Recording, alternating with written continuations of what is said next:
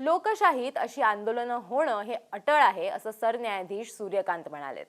Cockroach जनता पार्टीच्या नेतृत्वाखाली झालेल्या अलीकडच्या विद्यार्थी आंदोलनात सहभागी झालेल्या आंदोलकांवरती कोणतीही कठोर कारवाई किंवा बळजबरीची कारवाई केली जाऊ नये असे निर्देश सर्वोच्च न्यायालयानं दिलेत।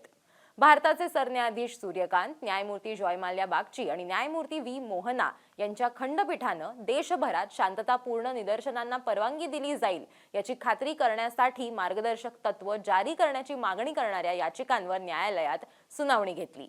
दिल्लीतल्या जंतर मंतर आणि बिहारमध्ये आंदोलकांवरती पोलिसांनी केलेल्या बळ प्रयोगाच्या पार्श्वभूमीवरती या याचिका ज्या आहेत त्या दाखल करण्यात आलेल्या होत्या।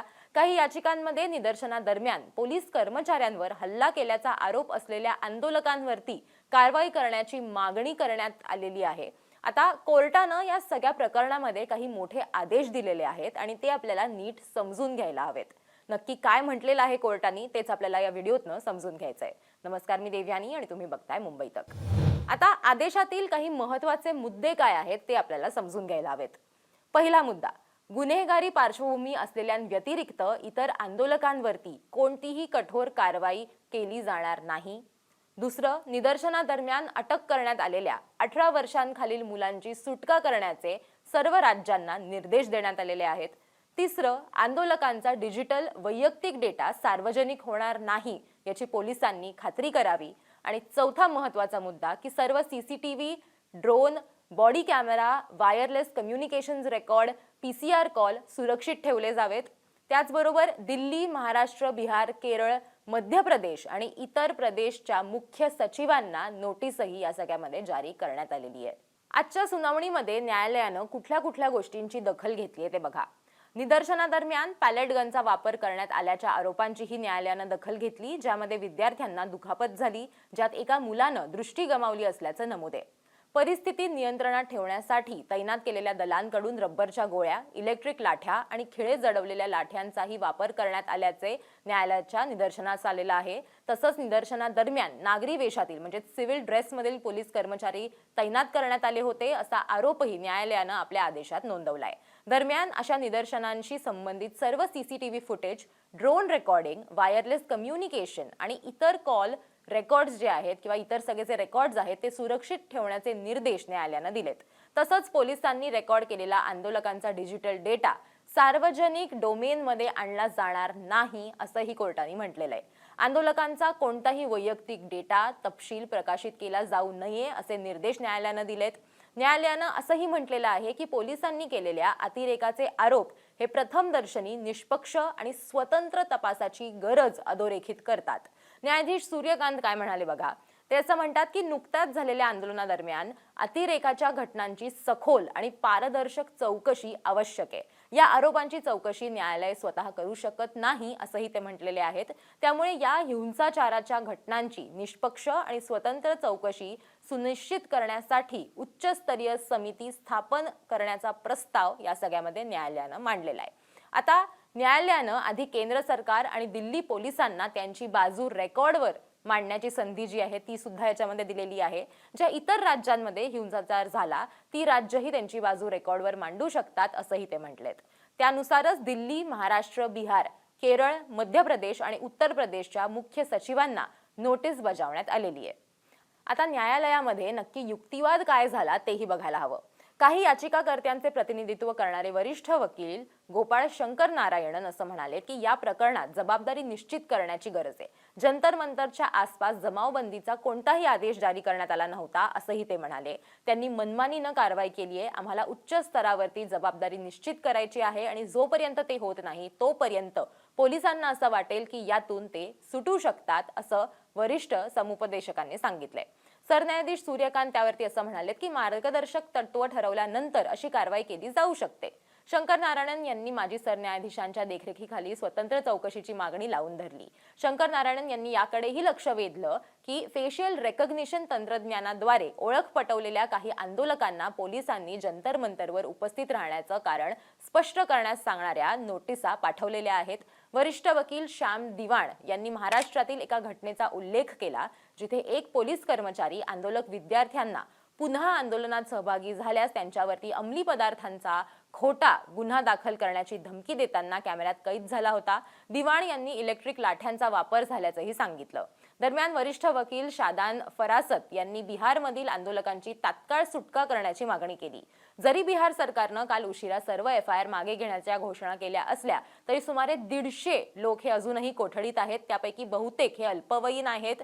माझ्याकडे FIR आहेत आणि मी या संदर्भात रिट याचिका दाखल केली आहे असंही ते म्हणाले. ॲडव्होकेट प्रशांत भूषण यांनी जंतर मंतर निदर्शनादरम्यान स्वयंसेवक असलेल्या जुनैद मलिक याचं प्रकरण उपस्थित केलं. त्याला डोळ्यावरती पट्टी बांधून मसुरीला नेण्यात आल्याचा आरोप भूषण यांनी केलेला आहे. सरकार आणि पोलिसांची आता या सगळ्यामध्ये नक्की काय बाजू होती तेही आपल्याला समजून घ्यायला हवं. गुन्हेगारांनी आंदोलनात घुसखोरी केली आणि पोलीस कर्मचाऱ्यांना दुखापत केली हे सॉलिसिटर जनरल तुषार मेहता यांचं सादरीकरणही न्यायालयानं नोंदवलेलं आहे. केंद्र सरकार आणि दिल्ली पोलिसांचं प्रतिनिधित्व करणारे सॉलिसिटर जनरल तुषार मेहता यांनी तटस्थ तपास यंत्रणेद्वारे चौकशीच्या मागणीला पाठिंबा दिला. याचिका समजून घेतल्यानंतर याचिकाकर्त्यांचा असा एक गट आहे जो आरोप करतो की विद्यार्थ्यांना पोलिसांच्या अमानुष कारवाईला सामोरं जावं लागलं. जर असं असेल तर ते हलक्यात घेता येणार नाही. सरकारही असे आरोप हलक्यात घेत नाही. विद्यार्थ्यांना शांततेनं आंदोलन करण्याचा नक्कीच अधिकार आहे. जर कोणी कायद्याचं उल्लंघन केलं असेल तर त्या व्यक्तीवरती या न्यायालयाच्या समाधानानुसार कारवाई केली पाहिजे आणि त्याला शिक्षा झाली पाहिजे असं सॉलिसिटर जनरल म्हणालेत. पुढे आंदोलनात जखमी झालेल्या पोलिसांचं कुटुंबीयही न्यायालयासमोर असल्याचं त्यांनी सांगितलं. एक राज्य म्हणून आपण पोलीस दलाचं खच्चीकरण होईल असं काहीही करू शकत नाही. शेवटी एक बाजू असू शकते, दुसरी बाजू असू शकते आणि मग सत्य असू शकतं. या न्यायालयासमोर सत्यच आलं पाहिजे असं मेहता पुढे म्हणाले. सरन्यायाधीश सूर्यकांत असं म्हणालेत की पोलीस अधिकाऱ्यांवर हल्ला करणारे हे खरोखरच विद्यार्थी होते का हे एकदा पाहावं लागेल. एक पैलू असा असेल की पोलीस अधिकाऱ्यांवरील हल्ले आणि त्यांच्या विरुद्धच्या हिंसाचाराच्या घटना खरोखर आंदोलनात सहभागी असलेल्या विद्यार्थ्यांनीच केल्या होत्या का असं न्यायालय म्हणालं. विद्यार्थ्यांच्या आंदोलनात काही असामाजिक तत्वांनी घुसखोरी केली असावी असं मेहता म्हणाले.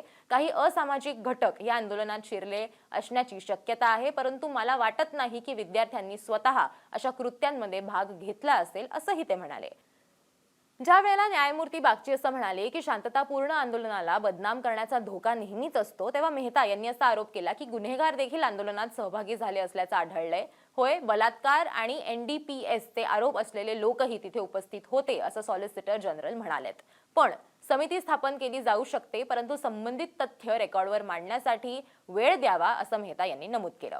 असा कोणताही निर्णय घेण्यापूर्वी सरकारची तथ्यात्मक बाजू म्हणजे फॅक्च्युअल बाजू रेकॉर्डवर मांडण्याची संधी दिली जावी एवढीच माझी विनंती असेल असं ते म्हणाले. आता या प्रकरणाची पार्श्वभूमी ही आपल्याला माहिती आहे, तरीही आपण थोडक्यात समजून घेऊयात. सतत होणाऱ्या प्रश्नपत्रिका फुटीच्या विरोधात कॉक्रोच जनता पार्टी या ऑनलाईन संघटनेनं जूनमध्ये दिलेल्या हाकेवरून हे आंदोलन सुरू झालं होतं. त्यांनी केंद्रीय शिक्षण मंत्री धर्मेंद्र प्रधान यांच्या राजीनाम्याची मागणी केली होती, ज्यांनी आता आपल्या पदाचा राजीनामा दिलेलाही आहे. पर्यावरणवादी कार्यकर्ते सोनम वांगचुक यांनी पाठिंबा देत उपोषण सुरू केल्यानंतर आंदोलनाला गती मिळाली. वांगचुक यांची प्रकृती खालावल्याचं सांगून दिल्ली पोलिसांनी नंतर त्यांना आंदोलनाच्या ठिकाणाहून हटवून रुग्णालयात दाखल केलं. 23 जुलै रोजी उशिरा वेदांता रुग्णालयात त्यांनी आपलं 26 दिवसांचं उपोषण मागे घेतलं. 20 जुलै रोजी संसदेवर काढण्यात आलेला संसद चलो मार्च रोखण्यासाठी दिल्ली पोलीस आणि रॅपिड ॲक्शन फोर्सने लाठीचार्ज, अश्रुधुराच्या नळकांड्या आणि पॅलेट गन्सचा वापर केला. बिहारमध्येही अशीच निदर्शनं पाहायला मिळाली, जिथे पोलिसांनी अशीच कारवाई केली. आंदोलकांविरुद्ध एक पोलीस कर्मचारी AK-47 शस्त्राचा वापर करतानाही दिसून आला होता. या निदर्शनावरील पोलिसांच्या कारवाईमुळे आंदोलकांमध्ये आणि अशा निदर्शनांना पाठिंबा देणाऱ्यांमध्ये तीव्र असंतोष पसरला. दरम्यान आंदोलनाबाबत न्यायालयाच्या पूर्वीच्या निर्णयांमध्ये घालून दिलेला प्रोटोकॉल बदलण्याची गरज असू शकते असं खंडपीठानं म्हटलंय. असे निदर्शनं किंवा परिस्थिती निर्माण झाल्यास एक यंत्रणा सक्रिय करण्याची गरज असल्याचं यात जोडलेलं आहे. या प्रकरणावरची जी पुढील सुनावणी आहे ती सोमवारी पार पडणार आहे, म्हणजे पुढच्या आठवड्यात. आज सुप्रीम कोर्टात जे काही घडलेलं आहे किंवा सुप्रीम कोर्टाने जे कुठले आदेश दिलेले आहेत त्याच्याबद्दल नक्की काय काय होतं आणि कशा प्रकारे त्याला राज्यांकडनं सुद्धा प्रतिसाद दिला जातो हे बघणं महत्त्वाचं असणार आहे. पुढच्या सुनावणीचे जे अपडेट्स असतील ते अपडेट्स घेऊनही आम्ही तुमच्यापर्यंत पोहोचणार आहोत. तुमचं तोपर्यंत काही मत असेल तर आम्हाला कमेंट करून नक्की सांगा आणि सगळ्या अशाच डिटेल्ड अपडेट्ससाठी मुंबई तकला सबस्क्राईब करायला विसरू नका.